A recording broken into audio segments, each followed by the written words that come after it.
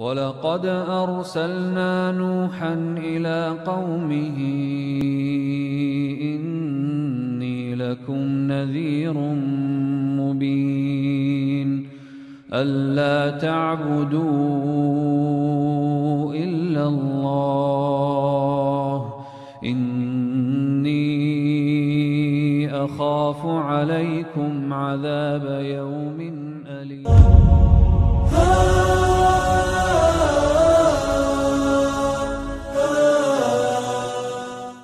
Warahmatullahi wabarakatuh. Innal hamdalillah nahmaduhu wa nasta'inuhu wa nastaghfiruh wa na'udzu billahi min sururi anfusina wa min sayyiati a'malina may yahdihillahu fala mudilla lahu wa may yudlil fala hadiya lahu. Asyhadu an la ilaha illallah wahdahu la syarika lahu wa asyhadu anna Muhammadan 'abduhu wa rasuluh. Allahumma shalli ala Muhammad wa ala alihi wa ashabihi wa man tabi'ahum bi ihsanin ila yaumiddin, amma ba'du. Ya, Bapak Ibu sekalian, alhamdulillah kita masih diberikan kenikmatan oleh Allah sehingga kita bisa berkumpul pada malam hari ini untuk mempelajari sebuah disiplin ilmu tentang Al-Qur'an. Ya, salah satu dari disiplin ilmu Al-Quran. Allah subhanahu wa ta'ala menurunkan Al-Quran kepada Nabi Muhammad sallallahu alaihi wasallam, dan dia pula, Allah pula yang memerintahkan kita umatnya agar membacanya dengan benar.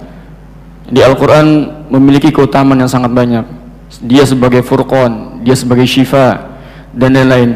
Dan juga Allah memerintahkan kepada kita umatnya yang terdapat di dalam surah Al-Muzammil, warattilil Qur'ana tartila, dan tartilkanlah Al-Quran itu dengan setartil-tartilnya.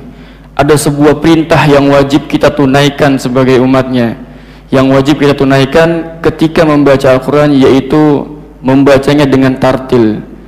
Pada pertemuan sebelumnya saya telah membahas apa itu tartil.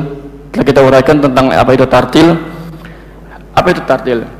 At-tartilu huwa tajwidul huruf wa ma'rifatul wuquf. At-tartil, pernah ditanyakan kepada Khalifah Ali bin Abi Thalib, ma huwa at-tartil? At-tartilu huwa tajwidul huruf wa ma'rifatul wuquf. Tajwidul huruf wa ma'rifatul wuquf. Jadi ketika kita membaca Al-Quran, ada dua rukun yang mesti kita penuhi ketika membacanya, sehingga bacaan tersebut dikatakan sebagai bacaan yang tartil. Apa yang pertama? Tajwidul huruf. Rukun yang pertama itu mentajwidkan huruf, mentajwidkan bacaan huruf-huruf, yaitu makna tajwid, kita mengeluarkan setiap huruf-huruf dengan benar dari makhrajnya. Kemudian kita memberikan sifat-sifatnya, hak serta mustahak dari sifat huruf-huruf tersebut. Itu rukun yang pertama. Jadi kita berusaha bagaimana mengucapkan huruf-huruf hijaiyah dengan benar ketika membaca Al-Quran, agar tidak tertukar antara satu huruf dengan huruf yang lainnya. Ini tajwidul huruf, dan ini menempati tingkatan yang paling pertama di dalam ilmu tajwid. Jadi seseorang itu ketika akan membaca Al-Quran, belajar Al-Quran, maka yang paling pertama dipelajari yaitu tentang huruf-huruf hijaiyah, ya, tentang makhrajnya gimana, sifatnya seperti apa. Ini puncak dari ilmu tajwid. Kalau antum salah di bab yang ini, bab makhraj sama sifat, maka bisa berantakan hurufnya, bisa terjatuh ke dalam lahan jali, kesalahan yang besar yang sampai merubah makna, sehingga merusak kaidah-kaidah dalam baca Al-Quran. Rusak, maknanya bisa rusak. Ya. Kemudian rukun yang kedua yaitu tajwidul huruf wa ma'rifatul wuquf, mengetahui tempat di mana kita harus berhenti dan di mana kita harus memulai. Wukuf itu waqaf, kaidah-kaidah waqaf, kaidah-kaidah berhenti. Nah, ini rukun yang kedua. Kenapa? Karena ketika seorang membaca Al-Quran, dia tidak hanya dituntut menegakkan huruf-hurufnya saja, menegakkan makhrajnya, sifatnya, tapi juga dia dituntut untuk memahami ayat yang ia baca. Makanya seseorang tidak akan sempurna di dalam bab yang ini, bab waqaf dan ibtida, berhenti dan memulai, kecuali ia memahami ayat yang ia baca. Kadang-kadang kalau kita tidak paham, kita patokannya pokoknya mulainya dari awal, berhentinya di akhir, seperti itu. Jadi ayatnya di sini, berhentinya di sini di bawah. Padahal tidak seperti itu. Kaidah ma'rifatul wukuf itu, kalau di dalam mushaf Depak itu ada tanda-tanda ain, itu berhentinya di situ, tanda-tanda ain. Pertema, kalau temanya belum selesai nggak bisa. Itu yang pertama. Kemudian ketika kita berhenti, apakah maknanya rusak atau tidak? Contohnya, fawailul lil musallin. Seorang akan mendengar celakalah orang-orang yang salat. Kemudian kita kotok itu artinya berhenti tanpa melanjutkan kembali bacaan. Itu bisa qabih, maknanya rusak. Nah, ini ada di bab tersendiri. Kemudian contoh lain, seorang ketika membaca Al-Quran berhentinya pada kata yang tidak benar. Ya ayyuhalladzina amanu, apa? Ya ayyuhalladzina amanu la taqrabus shalah. Dia berhenti situ. Ya ayyuhalladzina amanu la taqrabus shalah. Dia berhenti situ. Kalau secara makhraj sifatnya pas, tapi dia tidak memenuhi rukun yang kedua, apa? Waqaf wal ibtidanya enggak tepat, maknanya bisa rusak. Kalau napasnya kehabisan boleh, nggak masalah. Cuma dia harus memulai dari awal. Kenapa? Karena maknanya apa? Wahai orang-orang yang beriman, jangan kamu mendekati sholat. Itu enggak pas maknanya. Nah, harus di tempat yang pas. La taqrabus sholata wa antum sukara hatta ta'lamu ma taqulun. Dalam keadaan kamu mabuk sampai kamu mengetahui apa yang kamu ucapkan. Itu pas, orang yang dengarnya juga pas dengarnya. Oh, itu. Ini namanya tam. Nah, ini pembahasannya tersendiri, ada bab tersendiri namanya bab waqaf wal ibtida. Kita tidak bahas masalah itu di malam hari ini. Ya, itu dia tartil.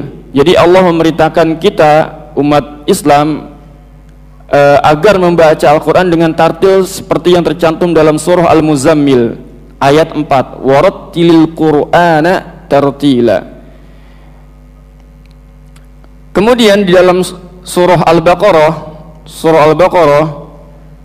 ayat 121 Allah juga berfirman, alladzina atainahumul kitaba yatlunahu haqqa tilawati ulaika yu'minuna bih. Orang-orang yang telah kami beri kitab, mereka membacanya sebagaimana mestinya, mereka itulah yang beriman kepadanya. Haqqa tilawati.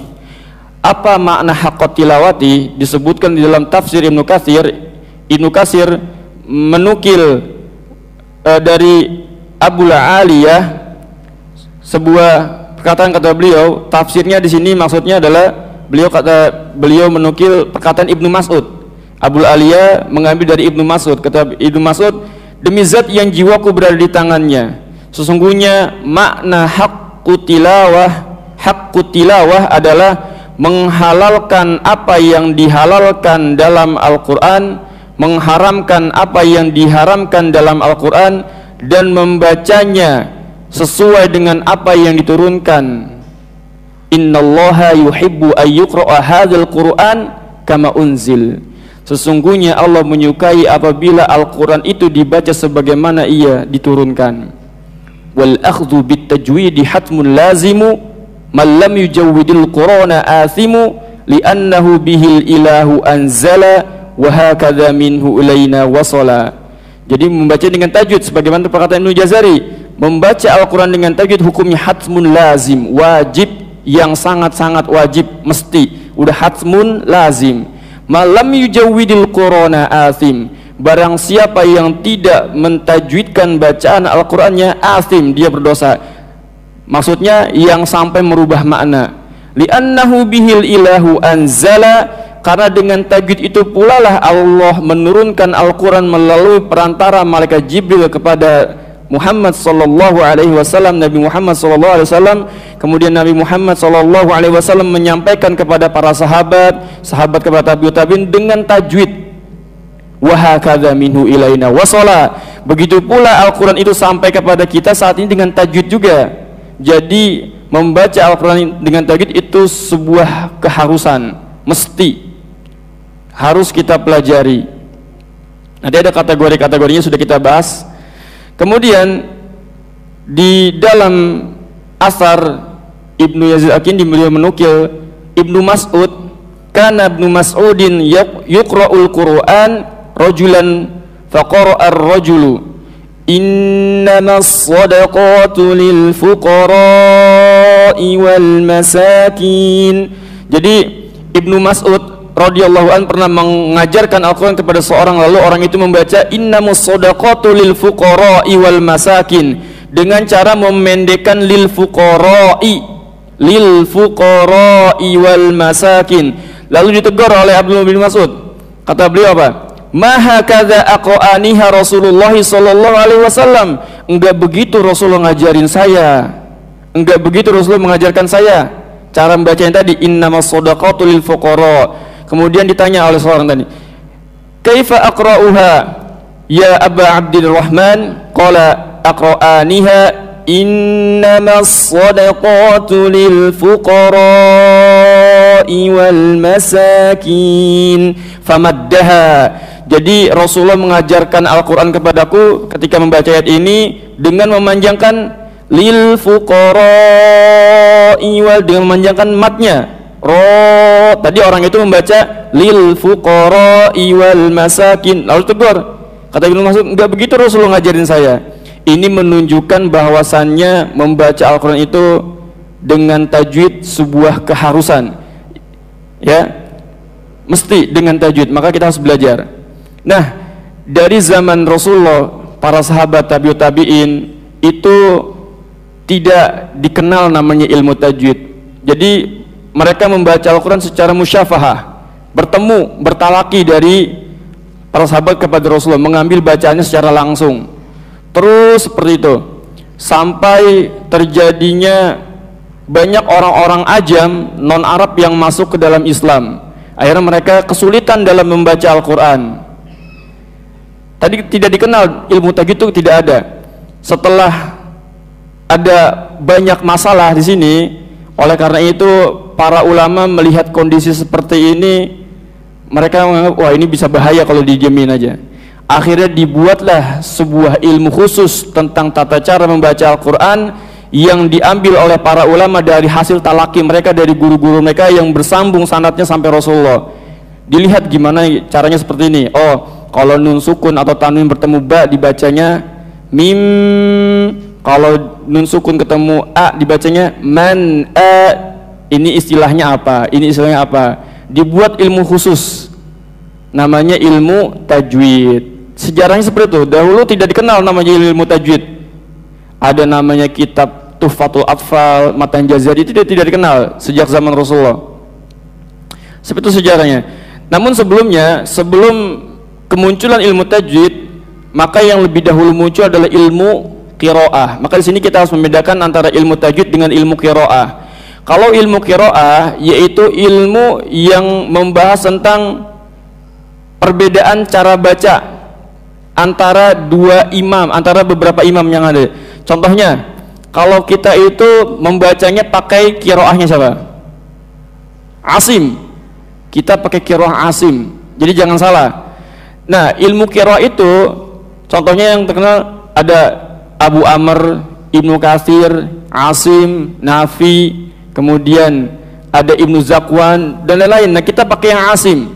Nah, ilmu qiraah ini hanya membahas seputar perbedaan cara baca. Misalkan kalau kita itu dalam surah Al-Fatihah membacanya si pakai so, siratal ladzina, Tapi dalam riwayat lain ada yang membaca dengan pakai sin. Siratal ladzina. Ada lagi yang di sin dengan shad digabung. Siratal ladzina.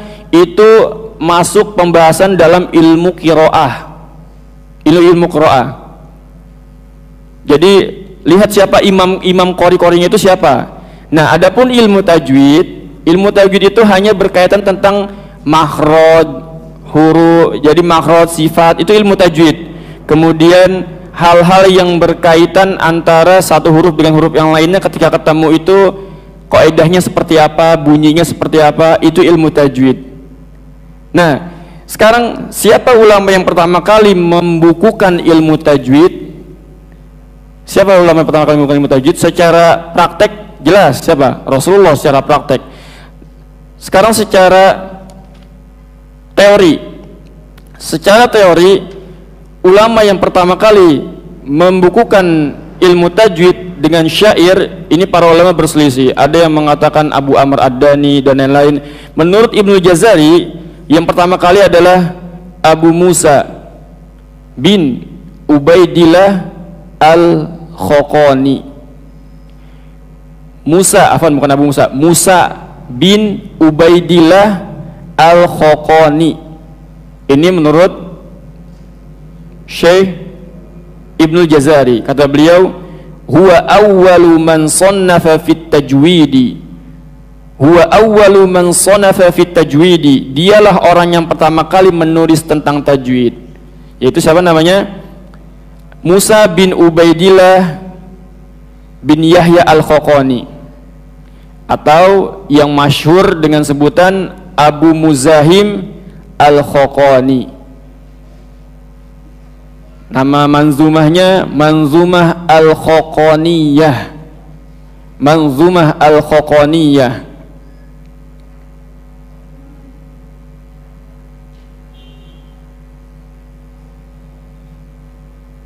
Setelah zaman beliau, lalu bermunculanlah ilmu-ilmu tajwid yang lain.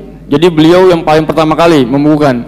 Lalu setelah beliau baru muncul beberapa kitab-kitab disiplin ilmu yang membahas khusus tentang ilmu tajwid. Yaitu yang pertama Abul Hasan Ali bin Ja'far bin Muhammad As-Sa'idi Ar-Razi dalam kitabnya At-Tanbih ala Al-Lahnil Jali wal-Lahnil Khafi. Kemudian Abu Muhammad Maki bin Abu Talib Al-Qaisi, Abu Amr Ad-Dani, dan seterusnya. Setelah zaman-zaman tiga ulama ini baru muncul banyak kitab-kitab tentang ilmu tajwid. Sampai di zaman Abul Khair Muhammad Ibnu Jazari pada tahun 700-an Hijriah. Beliau membuat sebuah kitab yang paling fenomenal. Yaitu kitab apa? Kitab yang dijadikan rujukan di penjuru dunia. Apa? Yang dijadikan standar kalau seseorang ingin mengambil sanad harus menghafal kitab ini dulu. Yaitu kitab Manzumah Al-Jazariyah, atau nama lengkapnya Al-Muqaddimah Fima ala qari'ihi ayya'lama, atau disebut Manzumah Jazariyah. Ini kitab yang banyak dijadikan pegangan bagi para guru-guru Quran, ya, guru-guru tahsin, atau seorang ingin membuat kitab tajwid, ini ngambilnya dari sini, dari buku ini. Dan setelah zaman beliau baru muncul sampai sekarang. Ada namanya Salsabil Syafi, Tuhfatul Atfal, kemudian As-Sakhawi dan As-Samanudi dan lain-lain banyak. Nah, yang akan kita bahas pada malam hari ini yaitu kitab Tuhfatul Atfal. Jadi munculnya kitab Tuhfatul Atfal ini setelah di zaman Ibnu Jazari. Kemunculan kitab ini disusun yaitu tujuannya untuk melengkapi apa-apa yang tidak ada di dalam matan Jazari. Makanya dalam kitab ini ditulis secara dengan ringkas. Bab-babnya itu tidak membahas tentang makhraj dan sifat, tidak membahas tajwidul huruf, tapi hanya membahas tentang tajwidul Quran. Bukan tajwidul huruf, tapi tajwidul Quran. Nanti akan kita bahas bab-babnya apa saja.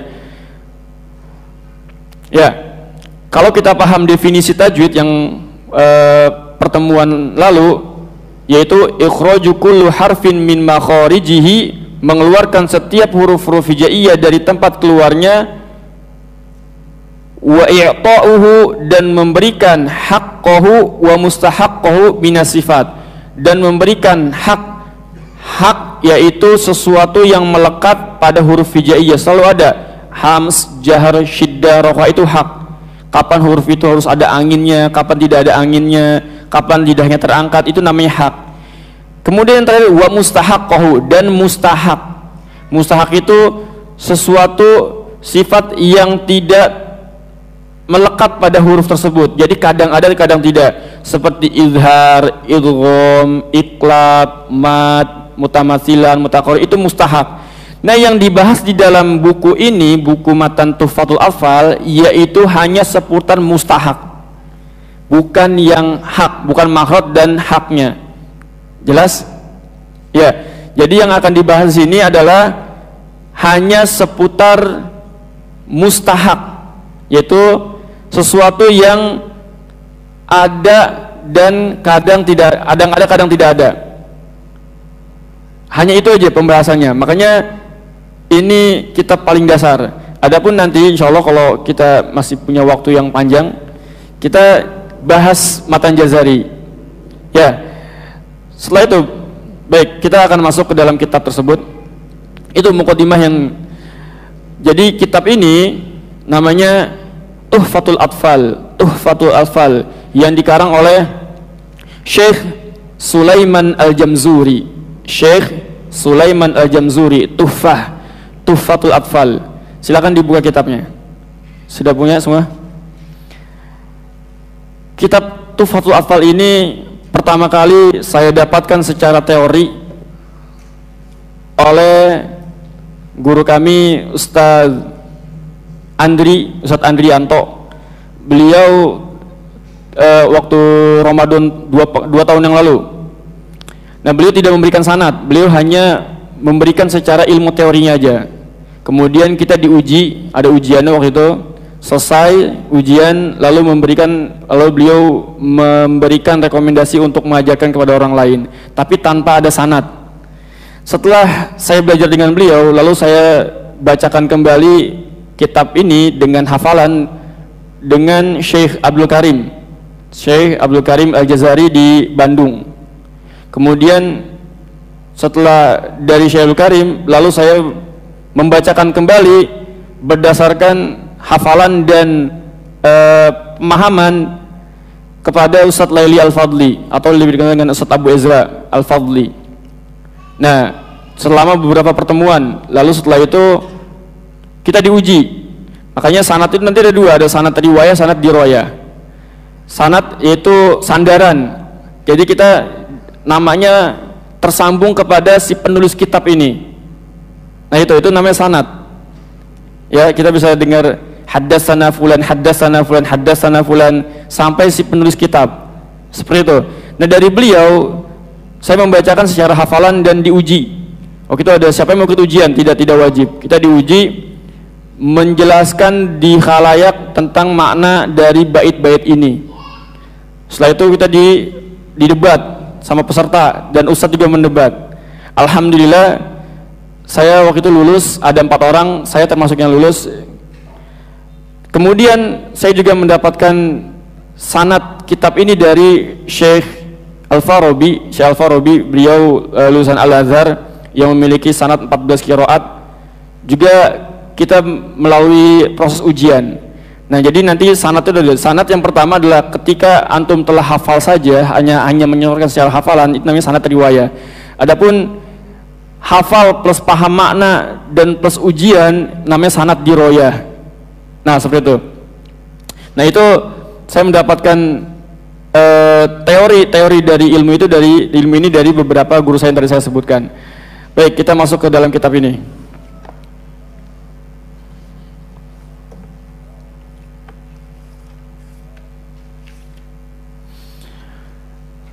Ya, An-Nazim yaitu si pembuat nazam, penulis nazam, penulis syair.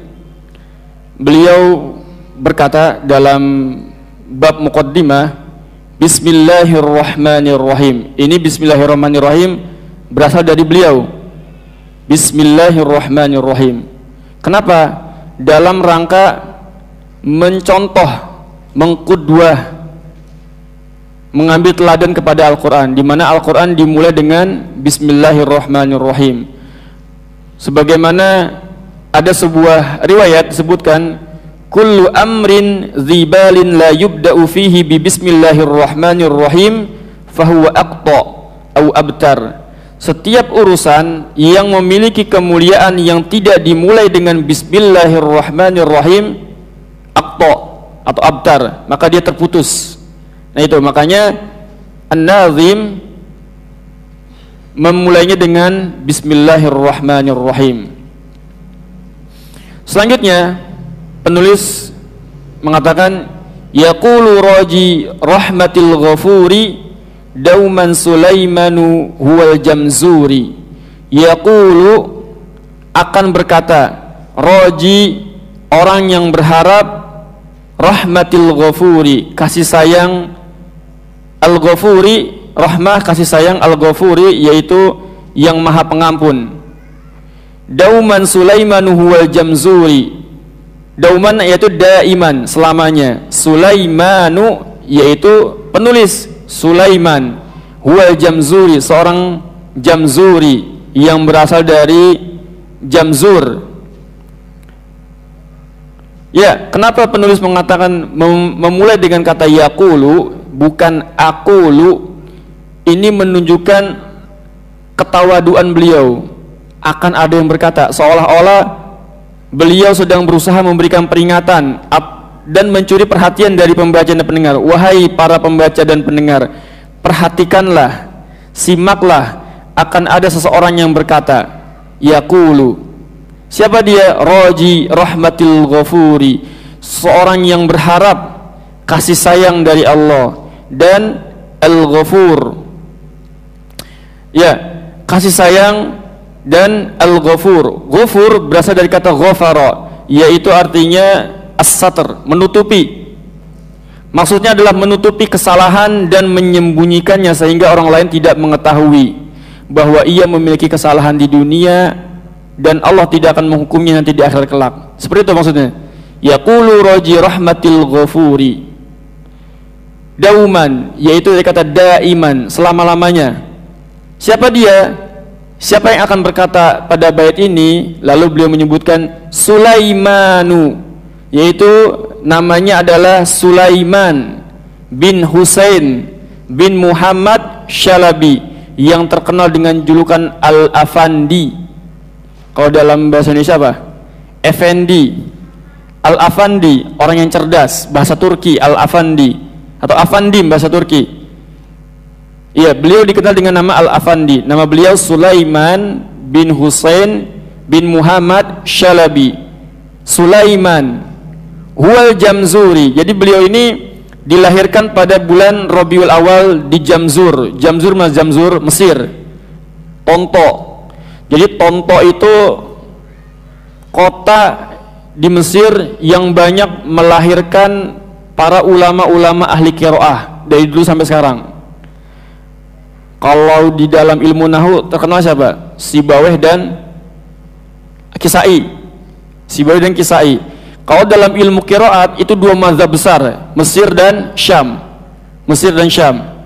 Makanya nanti lihat ketahuan kalau kita paham ini mazhabnya Mesir, ini mazhabnya Syam. Salah satu ciri-cirinya apa mazhab Mesir dan mazhab Syam? Kalau orang Mesir bacanya wal 'asr. Kalau orang Syam wal 'asr. Begitu.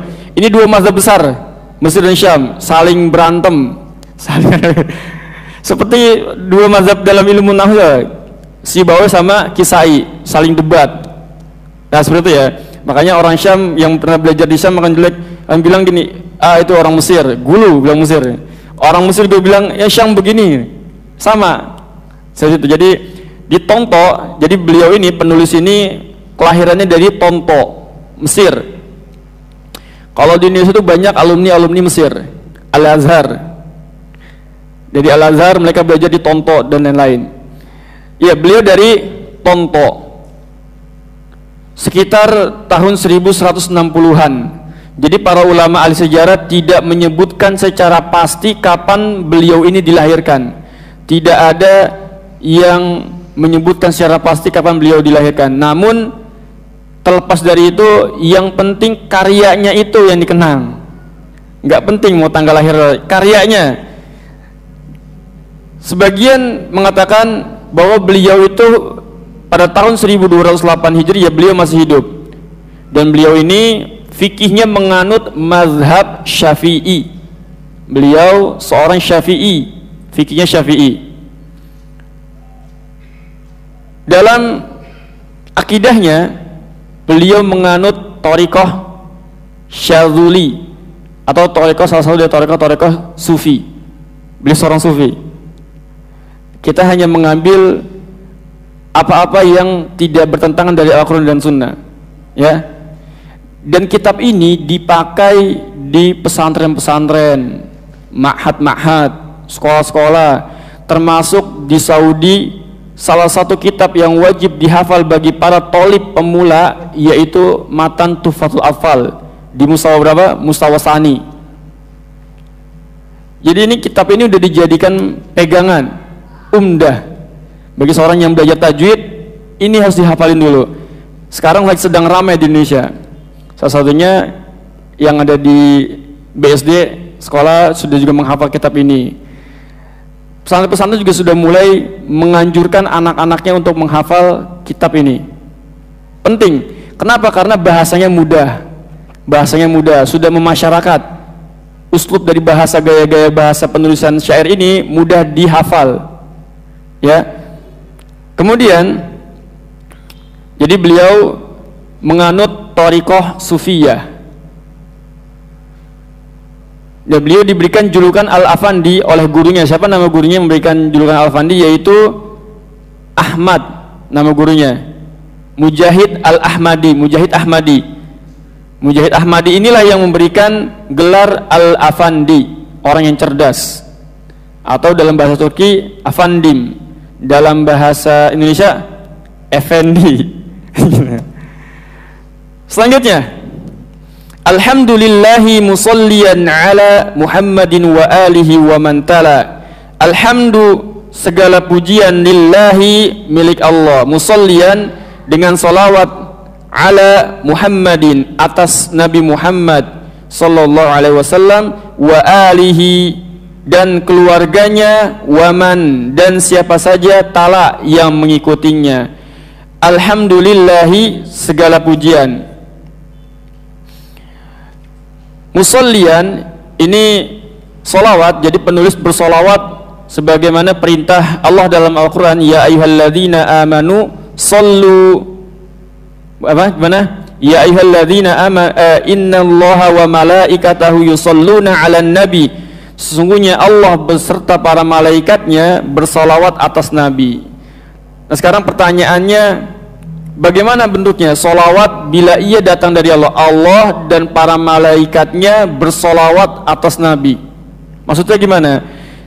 Bila solawat itu datang dari Allah, maka artinya adalah rahmat dan maghfirah.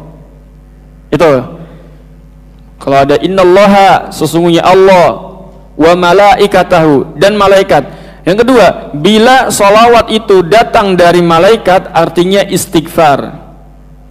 Yusalluna ala nabi, Allah dan para malaikatnya bersolawat atas Nabi. Bila ia datang dari manusia, itu artinya apa? Doa. Ya ayyuhalladzina amanu sallu. Manusia bersolawat atas Nabi maksudnya doa. Kalau Allah maksudnya rahmat dan maghfirah. Kalau malaikat maksudnya adalah istighfar. Kalau manusia maksudnya adalah doa. Wa man tala, dan siapa saja yang mengikuti beliau. Nah, sekarang pertanyaan tadi, musalliyan ala Muhammadin, Muhammad maksudnya Nabi kita Muhammad SAW, wa alihi, dan keluarganya. Pertanyaannya, siapa saja yang masuk ke dalam keluarga beliau, keluarga Rasulullah SAW? Siapa? Jadi keluarga beliau umat beliau dibagi menjadi dua. Ada umat ijabah, yaitu yang maknanya adalah secara umum mencakup seluruh pengikut beliau. Ini adalah pendapat Al-Azhari dan para ulama peneliti lainnya. Sebagaimana hadis dalam riwayat At-Tabrani, "Alu Muhammadin kullu taqi." Keluarga Muhammad adalah seluruh orang yang bertakwa. Itu yang pertama. Makna yang kedua, makna khusus. Ahlul Bait yang dimaksud sini makna khusus adalah yang tidak berhak menerima zakat dan sedekah. Wa ala Muhammadin wa alihi. Maksudnya keluarga di sini adalah seorang yang tidak berhak menerima zakat dan sedekah. Mereka adalah siapa? Anak keturunan Hashim dan anak keturunan Muttalib.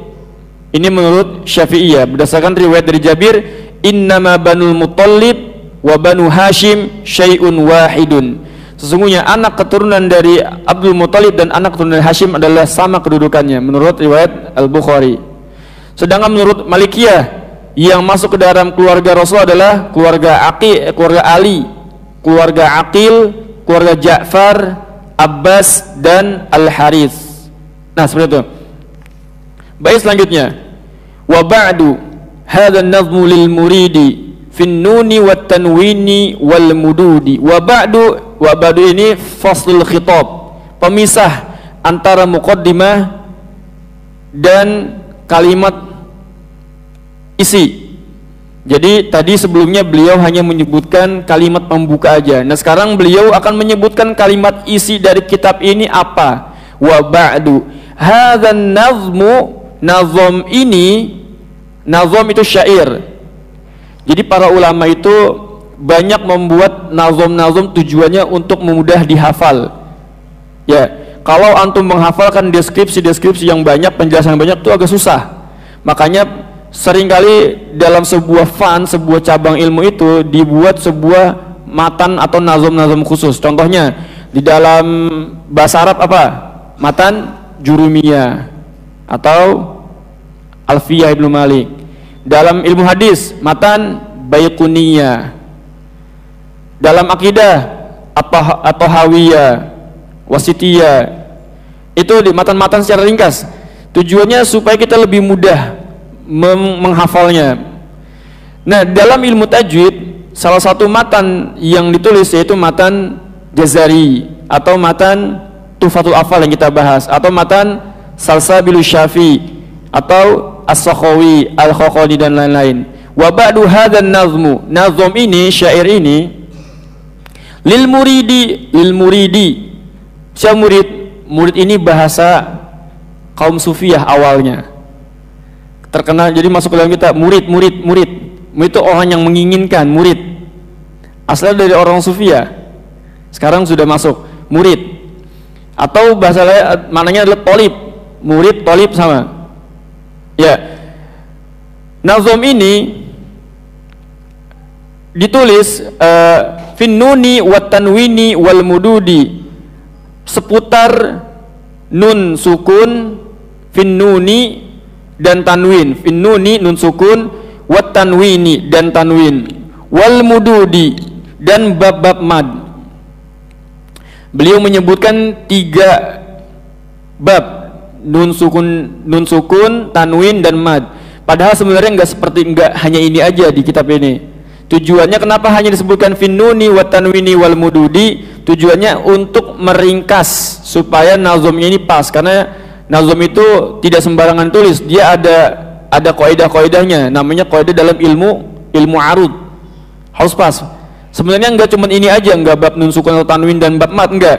Beliau menulis pertama nun sukun atau tanwin, kedua gunnah, ketiga kemudian ada mim sukun, kemudian lam sukun, kemudian mutamathilan, mutaqariban, baru bab mad. Itu kitab ini seputar itu tadi. Tidak ada pembahasan makhraj, enggak ada sifat, tidak ada. Wa ba'du hadzal nazmu lil muridi fin nuni wat tanwini wal mududi. Selanjutnya, samaituhu bi, aku telah menamakannya. Maksudnya Syekh Sulaiman Al-Jamzuli telah menamakan kitab ini bi dengan nama apa? Tuhfatil Atfali, samaituhu bi Tuhfatil Atfali. Namanya Tuhfatul Atfal. Tuhfa itu artinya hadiah atau pemberian. Al-Atfal artinya anak-anak. Jadi ini, wah kita kan udah dewasa ya. Berarti nggak cocok dong belajar kitab ini. Ini buat anak-anak. Enggak, maksudnya ini lil mubtadiin, untuk para pemula gitu. Kalau mana hadiah ilmu bagi pelajar dalam ilmu tajwid, bagi pemula, afwan, hadiah terbaik bagi para pelajar pemula dalam ilmu tajwid, Tuhfatul Atfal. Atau nama lain dari kitab ini apa? Tuhfatul Atfali wal Ghilman fi Tajwidil Quran, itu nama lainnya. Kemudian ada juga yang menyebutkan namanya Tuhfatul Atfali wal Ghilman fi Ilmi Tajwid. Itu penamaan dari kitab ini. Kitab ini ditulis berdasarkan dari hasil talaki beliau, dari hasil beliau belajar kepada gurunya. Siapa gurunya? An Syekhina Al-Mihi. Jadi beliau ini menulis kitab ini diambil berdasarkan hasil beliau belajar dari gurunya, yaitu namanya Syekh Al-Mihi, yang memiliki nama lengkap Asy-Syaikh Nuruddin Ali bin Umar bin Hamd bin Umar bin Naji bin Fanish Al-Mihi. Itu beliau, makanya biasaan para ulama itu menulis kitab-kitab itu dari hasil talaki mereka dari guru-gurunya. Dan khususnya ilmu Al-Quran tidak lepas dari hasil talaki. Maka seseorang ketika membaca Al-Quran, maka tingkatan derajat yang paling pertama adalah dia mencari siapa gurunya.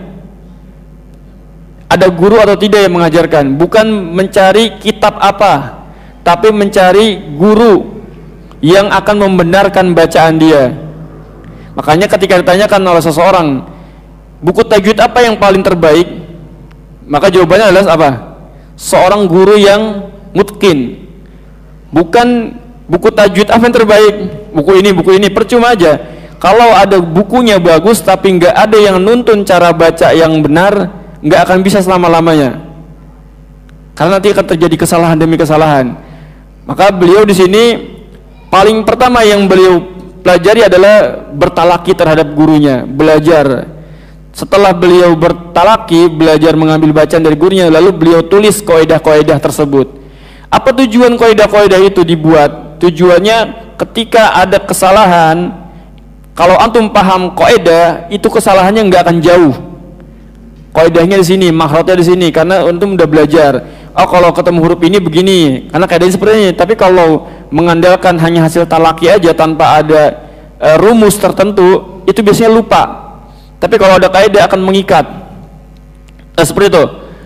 An Syekhin Al-Mihi. Nah, beliau mengambil dari gurunya namanya Al-Mihi.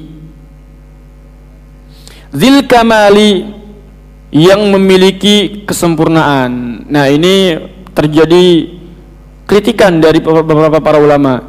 Tidak boleh menyematkan kesempurnaan, karena kesempurnaan itu hanya milik Allah. Di dalam syarahnya sebutkan tidak boleh Zil Kamali. Bahkan ketika saya belajar kepada Syekh Abdul Karim, beliau mengatakan maksud Zil Kamal ini afdol, bukan sempurna. Karena kesempurnaan itu, jika yang dimaksud kesempurnaan secara mutlak, ini terlarang, haram. Karena kesempurnaan secara mutlak itu hanya milik Allah. Tidak ada manusia yang sempurna.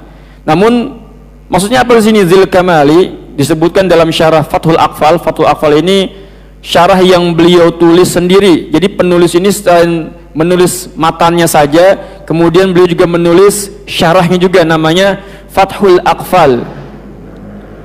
Kata beliau menggambarkan gurunya itu sosok yang sangat sangat, beliau punya kagum saya dengan gurunya, dari sisi tubuhnya, dari sisi fisiknya, kecerdasannya, sifatnya, akhlaknya, baik ketika sendirian maupun ketika di keramaian. Kata beliau seperti itu di kitab syarah Fathul Aqfal, Syarah Fathul Aqfal.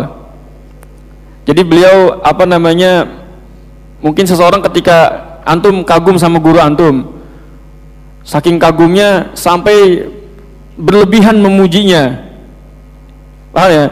Oh ini Masya Allah beliau ini kan, ilmunya, badannya bagus, akhlaknya ketika ketemu orang, jadi digambarin zil kamal, beliau ini memiliki kesempurnaan seperti itu. Wallahu a'lam. Namun maksudnya di sini zil kamal, kesempurnaan yang muqayyadah, kesempurnaan yang terbatas hanya pada manusia. Baik, lanjut. Arju bihi ayyanfa'at tullaba. Arju bihi, aku berharap bihi, dengan menulis bait syair ini, dengan syair ini, ayyanfa'a, dapat bermanfaat, at-tullaba, bagi para penuntut ilmu. Disebutkan tullab karena tullab itu mencakup seorang yang pelajarnya pemula, pertengahan, dan sudah tingkat atas. Tullab, kita semua tullab, saya tullab, antum tullab. Benar, kitab ini beliau ingin agar bermanfaat bagi seluruh tullab, bagi para penuntut ilmu. Saya, antum, dan seluruh guru-guru yang menulis buku-buku tajwid juga mengambil rujukan dari kitab ini. Silakan antum cek buku-buku tajwid seperti bukunya siapa yang terkenal, Ustaz Abu Ya'la Qurnaidi, buku yang biru, atau buku yang hitam metode Syafi'i, juga rujukan dari kitab itu juga sama. Kitab ini nih, kitab Tuhfatul Atfal sama Matan Jazari, nggak lepas karena mudah, bahasanya mudah dihafal. Kemudian beliau melanjutkan, wal ajra wal qabula was sawaba. Wal ajra, dan mendapat balasan, wal qabula, diterima, was sawaba, dan mendapat pahala. Sekarang pertanyaannya, apa bedanya ajr, qabul, sawab? Bedanya apa? Ini ada perbedaan. Kalau sama aja ngapain beliau menyebutkan dibedain gini? Ajr itu artinya balasan yang didapatkan dari hasil amal. Jadi beramal dulu baru dapat balasan. Itu ajr. Makanya ada mobil taksi, bahasa Arabnya apa? Sayyaratul ujroh. Ujroh, mobil taksi. Jadi ada jasa dulu, ada jasa baru dapat balasan, ongkos. Nah, beliau berharap nulis buku ini nanti dapat balasan dari Allah, balasan kebaikan. Itu ajr. Qabul, penerimaan qabul. Wassawab, nah ajr sama sawab. Kalau sawab itu yaitu ganjaran atau pahala yang didapatkan tanpa usaha. Pokoknya karena rahmat Allah dia diberikan ganjaran dan pahala.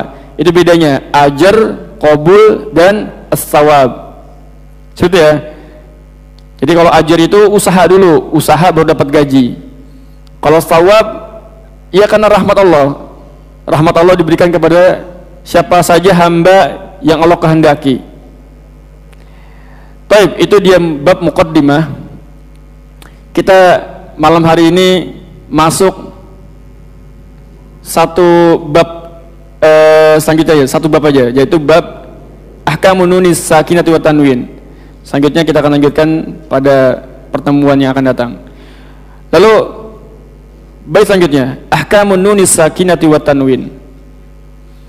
Ahkam itu jamak dari hukum. Ahkam, hukum-hukum. An-nuni yaitu huruf nun. As-sakinati yaitu sukun. Sukun itu bahasa aslinya sakinah, tenang. Makanya gimana? Kalau sukun, ketika itu sukun, huruf ini nggak bergerak. An sukun, tenang, itu sukun. An nggak ada bergerak. An, itu tadi bukan sukun. Monyong itu bahasanya apa? Dhamma. Atau an, itu namanya turun, kasroh, pecah. I, an, itu bukan sukun. Atau an, itu kebuka, namanya fathah. Sukun di sini sakinah, tenang. Bibirnya jadinya nggak boleh bergerak ketika ada huruf yang sukun. Jelas? Ya. Wat tanwini, wat tanwin. Tanwin itu apa? Tanwin bunyi. Nah, maksud dari sini ahkam, maksudnya apa di ini? Ahkamun nunis sakinati wat tanwin. Jadi huruf hijaiyah pada sebuah kondisi atau sebuah kata atau sebuah kalimat itu terkadang bisa menghasilkan sifat yang tebal, kadang sifat yang tipis, kadang harus dibaca jelas, kadang harus dibaca samar. Nah itu. Nah, pembahasan di sini yaitu membahas hanya seputar kaidah dan batasan perubahan bunyi atau pengucapan huruf hijaiyah yang berada pada sebuah kata atau kalimat. Itu yang dimaksud dengan hukum di sini. Jelas?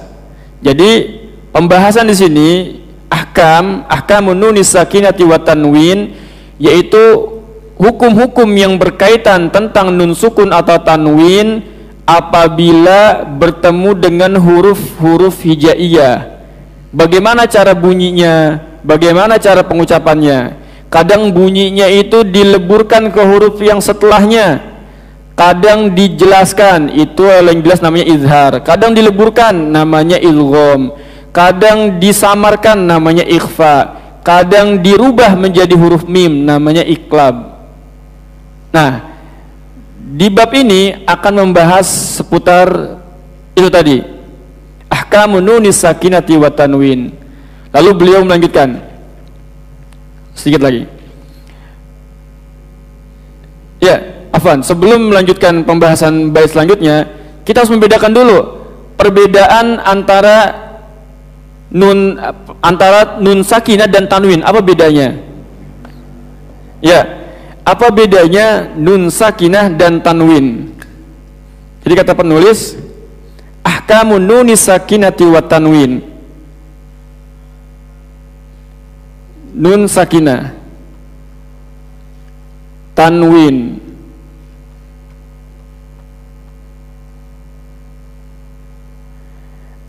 Nah, kita harus membedakan kenapa di dalam buku-buku tajwid itu selalu disandingkan ahkamun nunis sakinati wa tanwin. Ada nun sukun dan juga tanwin dijadiin satu bab. Ada persamaan dan ada perbedaan dia. Kalau pertama nun sakinah atau nun sukun, dia adalah nun asli, tertulis nun di dalam mushaf, tertulis nun, dia terdapat di dalam fiil, isim dan huruf. Adapun tanwin, dia terucap nun, an, in, un, ya kan, ujung-ujungnya n, un, tapi tidak tertulis nun, terucap nun namun tidak tertulis nun. Jelas? Ini tanwin. Jadi dia, kalau tanwin ini nun zaidah, nun tambahan, terucap namun tidak tertulis, terucap nun tapi tidak tertulis nun. Adapun yang ini nun sukun, terucap nun, tertulis nun. Paham? Ya, makanya dia sering disandingkan. Nun sukun di dalam mushaf terdapat di pertengahan. Contoh, an, am, ta. Sini ada nun sukun, ada di tengah, ada di tengah. Ada juga di akhir, min. Ada di akhir, tertulis nun, terucap nun, ada di tengah, ada di akhir. Tapi tanwin hanya ada di ujung aja, dan di ujungnya isim. Yang udah pernah belajar bahasa Arab semua kan ya? Contohnya apa? Af, wa, jan. Dia adanya di ujung. Atau ali, man, adanya di ujung, nggak pernah ada di tengah, selalu di ujung. Ini tanwin, beda sama nun. Nun ada di tengah, ada di ujung. Jelas? Kemudian yang ketiga, ketika berhenti, nun tetap terucap. ketika berhenti maupun ketika menyambung bacaan, nun tetap terucap. An'amta man amana, man berhenti, an berhenti, terucap nunnya. Tapi kalau tanwin hanya diucapkan berbunyi ketika lanjut aja. Aliman hakima, aliman man hakima. Tapi kalau antum berhenti alima, nggak ada nunnya. Itu bedanya nun dan tanwin. Faham? Jelas sampai sini?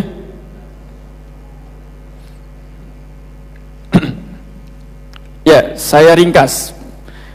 Tadi ringkasannya masalah ini, nun sukun, saya ulangi, nun sukun memiliki bentuk, yaitu huruf nun. Kemudian tanwin, dia adalah bukan asli. Nun tanwin dia adalah zaidah, tambahan, dan bukan nun asli. Karenanya ia tidak memiliki bentuk dan hanya ada pada ucapan saja, tidak ada pada penulisan. Istilahnya apa istilahnya?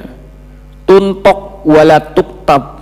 Kalau dalam tuntok wala tuktab. Tuntok diucapkan, wala tuktab, tapi enggak tertulis. Tanwin itu nun, diucapkan nun tapi wala tuktab, tapi enggak tertulis nun gitu.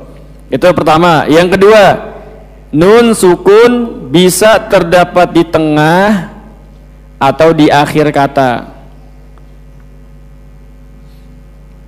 Adapun tanwin hanya terdapat pada akhir kata saja. Sudah? Yang ketiga, nun sukun terdapat pada kata benda atau isim, juga kata kerja, juga harf atau huruf. Itu ada semua nun sukun. Namun tanwin itu hanya terdapat pada isim aja. Ini isim. Ciri-ciri isim apa? Menerima tanwin, ciri-ciri isim. Yang nggak pernah belajar bahasa Arab, saya husnuzon, semuanya udah belajar bahasa Arab. Kemudian selanjutnya, nun sukun dibaca saat waqaf dan wasol. Tahu kan waqaf? Waqaf itu artinya berhenti sejenak untuk mengambil nafas dengan niat untuk melanjutkan kembali bacaan. Itu waqaf. Jadi ada beberapa istilah, ada waqaf. Kalau wasol itu artinya menyambung bacaan, wasol. Jadi ada waqaf, ada qoto, ada wasol. Kalau qoto itu berhenti tapi enggak niat lanjutin bacaan, udah berhenti, tutup baca Al-Quran. Istilahnya apa? Shadaqallahul azim gitu istilahnya. Jadi kalau waqaf itu berhenti tapi mengambil nafas. Nah, nun sukun ini ada ketika waqaf. Ketika wasol juga ada. An'amta itu namanya wasol. Man amana, man itu wasol. Adapun tanwin dibaca saat wasol saja. Ketika wasol nunnya bunyi, nunnya kelihatan. Aliman hakima, aliman an itu nun. Aliman man itu nun. Hanya ketika wasol saja. Aliman hakima, hakiman berhenti, hakima nggak bisa dibaca hakiman, nggak boleh. Paham? Mau dilanjutin apa enggak? Sudah jam 9 ya.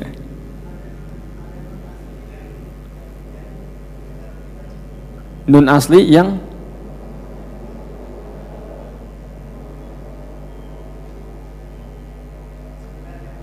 nasi yang saudara maksudnya gimana maksudnya?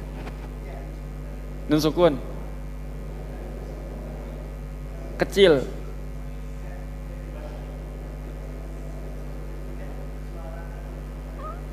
Tidak bersuara nun di akhir kalimat. Enggak ada, rata-rata ada semua. Walajan Tukadziban, ada semua nunnya, mesti dibaca. Tukadziban, ban, ada nunnya. Rabbil alamin, nun. Ketika wakaf juga ada dia, nggak alami, nggak ada, nggak ada. Tapi jelas. Nah, maksudnya kenapa di sini? Akhirnya kita paham ya. Kenapa disandingkan terus antara apabila ada nun sukun atau tanwin, nun sukun atau tanwin? Karena dia memiliki persamaan dan perbedaan. Nun sukun atau tanwin apabila bertemu dengan huruf-huruf hijaiyah, maka dia memiliki hukum-hukum. Bait selanjutnya, lin nuni intaskun walit tanwini arba'u ahkamin fakhudz tabyini. Bagi nun sukun dan tanwin, arba'u ahkamin, ada 4 hukum. Fakhudz tabyini, maka ambillah penjelasan dariku. Hukum yang pertama apa? Hukum yang pertama yaitu maksudnya di sini apabila nun sukun atau tanwin bertemu dengan huruf-huruf tenggorokan, bagaimana cara bunyinya? Apabila bertemu dengan huruf tengah lidah, bagaimana cara bunyinya? Nah, kata beliau ada 4 hukumnya. Arba'u ahkamin fakhudz tabyini. Kita akan bahas yang pertama aja. Selanjutnya nanti akan kita bahas pertemuan selanjutnya secara ringkas. Fal awwalu, hukum yang pertama, fal awwalul izharu qabla ahrufi lil halqi. Maka yang pertama adalah izhar. Hukumnya adalah izhar. Izhar, apa itu izhar? Nanti kita bahas. Qabla, sebelum, ahrufi, huruf-huruf, lil halqi, dari tenggorokan. Apabila ada nun sukun atau tanwin bertemu dengan huruf-huruf yang keluar dari tenggorokan, maka dia disebut izhar. Ternyata dalam ilmu tajwid itu izhar banyak, makanya kita bedakan dengan nama izhar halqi. Izhar jelas, halqi tenggorokan. Nah, sekarang kenapa dibaca jelas? Sekarang kita harus paham makhraj di sini. Nun sukun tuh makhrajnya di mana? Di ujung. An, na, tenggorokan di sini.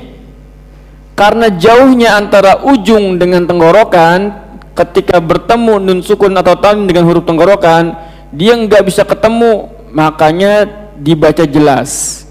Makhrajnya jauh. Man a, man di ujung, a di tenggorokan bawah. Itu disebut izhar namanya. Lil halqi, pada tenggorokan. Situn rutibat fal ta'rifi, ada 6 rutibat yang tersusun, fal ta'rifi, maka ketahuilah. Makanya di sini di tenggorokan kata beliau ada 6 huruf. Di bawah namanya hamzah ha, yang tengah namanya ain ha, yang atas ghain kha. Apabila nun sukun atau tanwin bertemu dengan salah satu dari huruf-huruf tenggorokan, maka dia harus dibaca izhar. Apa itu izhar? Tadi kita bahas hukum yang pertama izhar. Izhar bermakna al-idhah, wadih, idhah, ya, jelas, bayan, jelas, terang. Sedangkan dalam ilmu tajwid yang dimaksud dengan izhar secara istilah apa?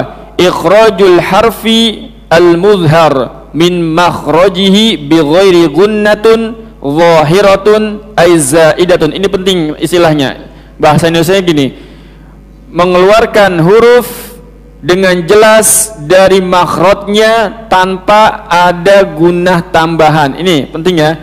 Mengeluarkan huruf dengan jelas dari makhrajnya tanpa ada gunnah tambahan, tanpa ada gunnah tambahan. Bi ghairi gunnatun zahiratun ay zaidatun. Enggak boleh ada gunnah tambahan. Maksudnya gimana ada tanpa gunnah tambahan? Contoh gini, man amana, yang benar bacanya man amana tanpa ada gunnah tambahan. Kalau ditambahin gunnah jadinya gini, man amana, itu gunnah tambahan namanya. Man amana itu gunnah tambahan. Ya. Selanjutnya huruf-hurufnya apa aja huruf-hurufnya? Huruf-hurufnya lalu beliau menyebutkan hamzun fahaun summa ainun ha'u muhmalatani summa ghainun kha'u. Huruf-hurufnya hamzun, hamzah, hamzun fahaun, hamzaha, kemudian hamzun fahaun summa, kemudian ainun ha'u. Hamzun fahaun summa ainun ha'u muhmalatani. Ada kata muhmalatani. Maksudnya apa muhmalatani? Muhmalatani itu artinya dua huruf yang tidak bertitik. Kenapa? Karena selanjutnya apa? Ghainun kha'u. Antum lihat, ghain dan kha itu sama bentuknya, namun dia bertitik. Muhmalatani, karena bahasa Arab muhmalatani itu dua titik, nggak ada titik dua. Bahasa Arabnya itu muhmalatani, muhmalatani. Dua huruf yang nggak bertitik. Kalau yang bertitik namanya ghain dan kha. Jelas? Nah, jadi antum kalau ngapalin huruf-huruf idhar tuh gampang. Hamzun fahaun summa ainun ha'u muhmalatani summa ghainun kha. Lebih ilmiah. Enggak aha goho. Sekarang lebih ilmiah. Huruf idhar apa aja? Hamzun fahaun summa ainun ha'u muhmalatani summa ghainun kha'u. Itu apabila nun sukun bertemu dengan salah satu dari huruf-huruf ini, maka dia dibaca izhar. Izhar yaitu mengeluarkan huruf dari makhrajnya dengan jelas tanpa ada gunnah tambahan. Contoh, nun sukun ketemu a. Contohnya apa? Man a mana.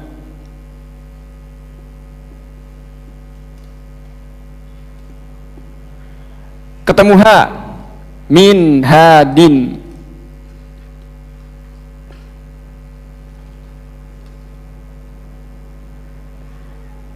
Min hadin.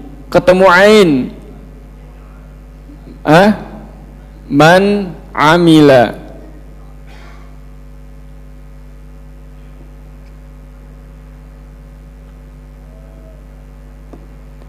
Dan seterusnya seperti ini.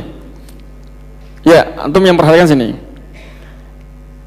Kalau yang tanwin ini nun sukun semua. Tanwin apa tanwin? Apa contoh tanwin? Khairan.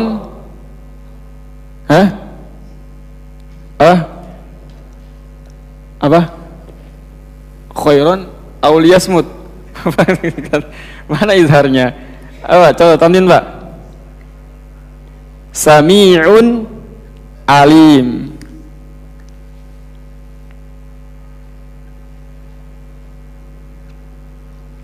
Sami'un alimun. Ya.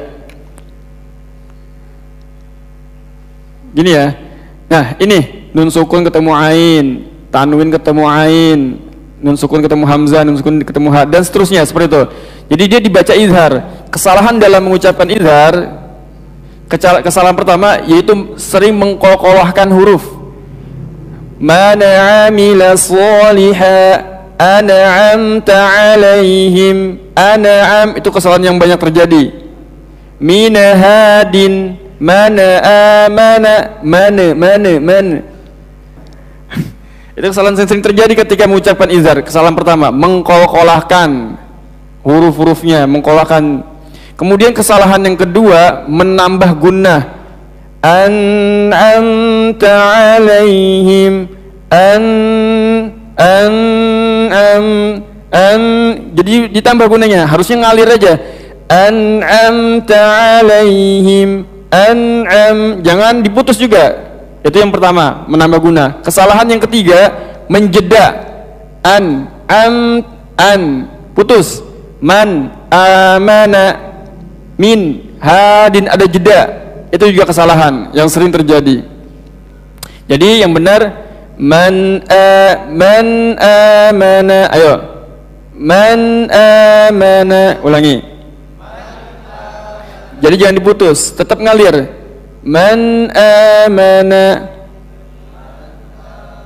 Sami'un alim. Nah, itu izhar. Apabila nun sukun atau tanwin bertemu dengan salah satu dari huruf ini disebut izhar. Terakhir ciri-cirinya apa? Ciri-ciri izhar di mushaf yang akan saya sebutkan di sini adalah ciri-ciri bagi mushaf Madinah. Jadi kalau antum bingung, antum lihat ciri-cirinya di mushaf. Ciri-ciri yang pertama, nun sukunnya itu ada ra'sul kha. Ada tanda ininya, tanda kepala kha-nya. Begini tulisannya. Ini ra'sul kha bagi mushaf Madinah. Asalnya tulisan khafifun. Ringan, dipotong, maksudnya khafif itu artinya ringan. Jadi di nun sukunnya ini ada tanda ra'sul kha-nya. Kalau mushaf Madinah sih itu, mushaf Madinah, mushaf Mesir begitu. Beda dengan mushaf Depak. Mushaf Depak itu semuanya sama, ada tanda bulatnya. Kalau mushaf Madinah begini tandanya, ada ra'sul kha-nya, nun sukunnya. Adapun tanwinnya itu terdapat domah yang seperti ini. Nah gitu domahnya. Karena nanti di mushaf Madinah itu akan dibedakan domahnya, ada yang seperti ini, ada yang begini. Ada yang berjajar dua, ada yang seperti ini. Izhar domah tanwinnya seperti ini, domah tainnya. Catat nggak? Nah, tanwinnya itu an in unnya sejajar. Tanwinnya sejajar. Emang ada tanwin yang sejajar? Ada. Tanwinnya sejajar begini.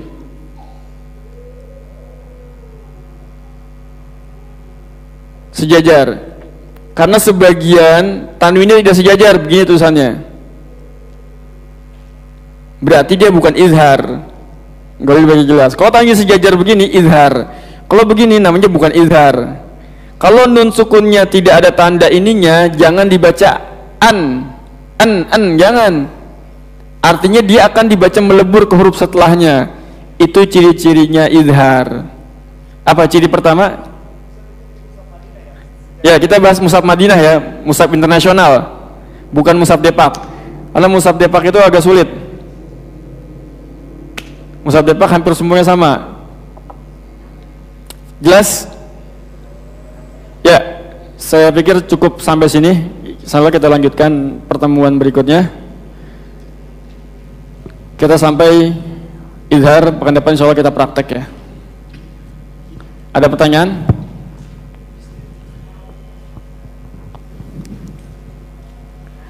Tanya panitia. Cukup ya? Ada pertanyaan nggak? Seputar tajwid aja ya, seputar tajwid.